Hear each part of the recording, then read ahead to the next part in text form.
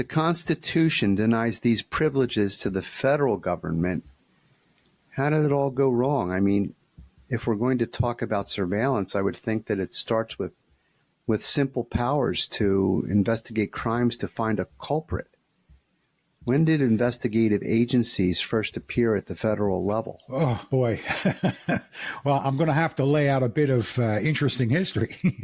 Well, that's why you're there, Dr. Tom. Okay, so I don't want to get too long-winded, but what you're basically asking me is you want to know how people got the federal government's foot in the door to create powers that the original Constitution did not grant. Okay? How were police powers gradually transferred from the member states to the federal government in violation of the Constitution? Well, some resulted indirectly from the amendment process, and some were created through presidential executive orders or by some other entity within the executive branch. But most are through statutory acts.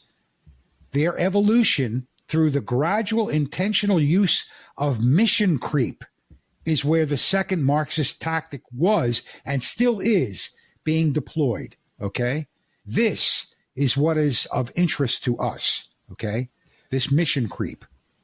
So you're saying that these agencies may have been created with limited powers and with reasonably good intentions, maybe intentions that were consistent with the government fulfilling its core roles.